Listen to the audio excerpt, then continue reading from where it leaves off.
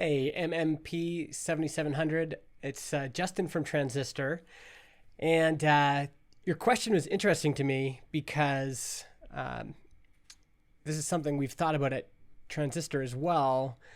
And I'm just not sure how, if you have any ideas on how we could actually accomplish this in terms of an interface. So here's the analytics we have on Transistor right now. And you can export, just like Simplecast, I'm assuming it's similar. You can export everything as a CSV.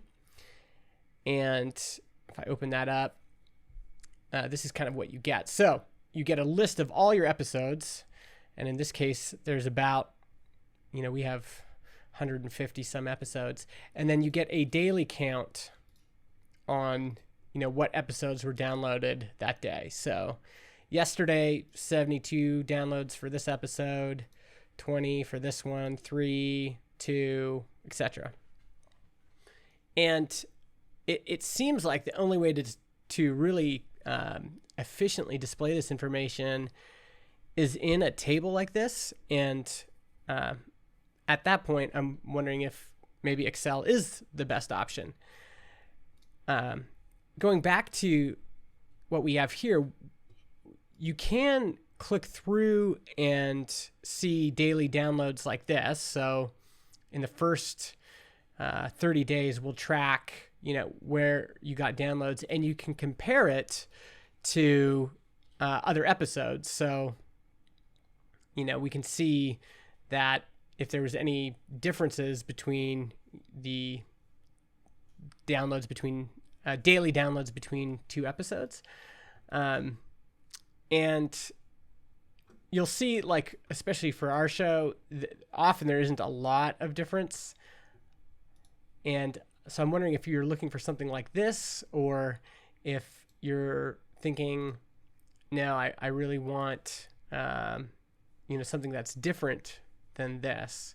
Because this does give you kind of daily, in some ways it's more interesting because you can see, the first day you publish, how many downloads does an episode get, and then, the sixth day, etc.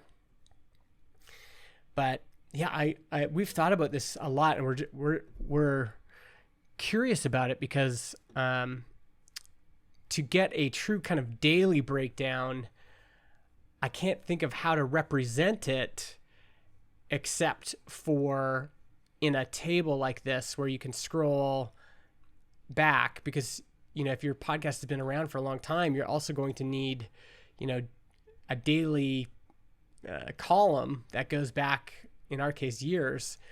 And yeah. And I think the other thing I'm curious about is how is this information helpful for you? So how are you comparing these two, like when you're comparing daily counts, what are you looking for that you think maybe isn't being served by the CSV? Anyway, just curious. I've thought about the same thing, but I haven't come up with any good ideas in terms of how to represent it differently.